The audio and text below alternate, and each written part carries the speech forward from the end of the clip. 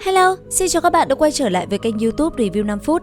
Ở cuối tập 119, trước khi Diệp Phàm đi vào trong cấm khu, anh ấy cũng không quên an bài mọi thứ rồi mới cáo từ Tuệ Linh và rời đi.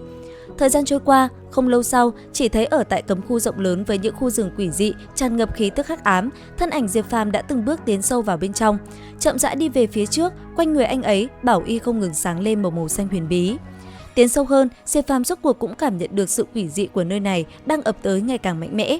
Và chỉ trong nháy mắt, từ bên trong khu rừng quỷ dị kia, rốt cuộc thì từng luồng khí tức như những bóng ma cũng cảm nhận được sự có mặt của Diệp Phàm. Ngay lập tức, bọn chúng lao về phía Diệp Phàm và tấn công anh ấy. Đến đây, nam chính của chúng ta không chậm trễ, thân hình liềm phóng lên tránh né. Sau đó, trong tay Diệp Phàm, từng luồng phù văn sáng lên, anh ấy vận lực trong cơ thể, một quyền liền đập xuống mặt đất. Uỳnh một tiếng, mặt đất nổ mạnh, nơi đây rung động liên hồi, đến khi kình khí qua đi, toàn bộ những bóng ma cũng lập tức biến mất.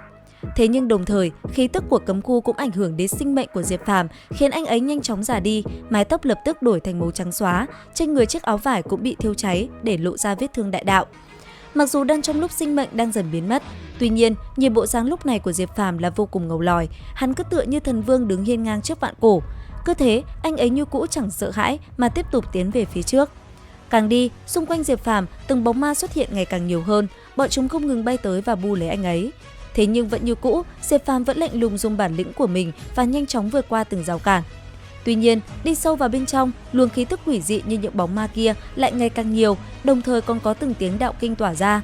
Diệp Phàm cũng không biết những thứ quỷ dị kia nó được xuất phát từ một cái quan tài rỉ sét đang được bao phủ bởi một lớp màn chắn.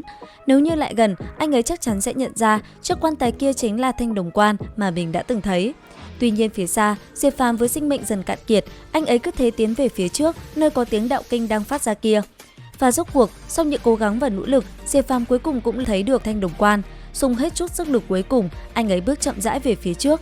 Sau đó, khi đến gần, Diệp Phàm liền đưa tay ra rồi chạm vào lớp màn chắn đang tỏa ra ánh sáng chói lóa kia.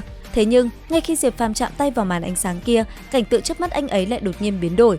Giờ khắc đó, trước mắt Diệp Phàm bây giờ đã là cánh cửa thời gian đưa anh ấy trở về với địa cầu, nơi mà mình còn là cậu nhóc và từ từ lớn lên. Cứ như vậy, cảnh tượng thời gian kia nhanh chóng xoay chuyển, thoáng chốc, những hình ảnh kia đã biến mất trong tâm trí Diệp Phàm. Cũng chẳng biết đã trải qua bao lâu, Diệp Phàm cũng dần thanh tỉnh lại. Anh ấy bất ngờ phát hiện những thứ quỷ dị như bóng ma kia rất kiêng kỵ thanh đồng quan. Bởi thế mà ngay lập tức, Diệp Phàm ngồi thẳng dậy và bắt đầu tiến hành tu luyện. Nhất thời, theo bàn tay anh ấy khẽ động, từng luồng phù văn sáng lên. Chẳng mấy chốc, xung quanh cơ thể anh ấy, từng luồng ánh sáng chói mắt như hỏa diễm không ngừng dâng trào đã bao phủ lấy anh ấy. Đồng thời, trên người Diệp Phàm, từng ký tự đại đạo cũng được khắc sâu. Giờ khắc đó, thân thể khô héo kia cũng dần có sức sống trở lại. Phải rất lâu sau, Diệp Phàm mới thành công, sinh mệnh lại một lần nữa tràn đầy.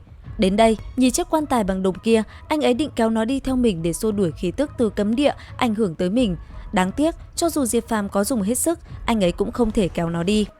Bởi vậy cuối cùng, anh ấy đành phải từ bỏ nó và tiếp tục bước tiếp về phía xa để tìm lấy cơ hội sinh cơ cho mình. Cứ thế, Diệp Phàm băng rừng lội suối, quãng đường anh ấy di chuyển đã ngày càng dài hơn. Bây giờ, anh ấy đã ở gần với nơi sâu nhất của cấm khu. Đang đi, Diệp Phàm bất ngờ nhìn thấy phía xa có một thứ quả rất quen thuộc.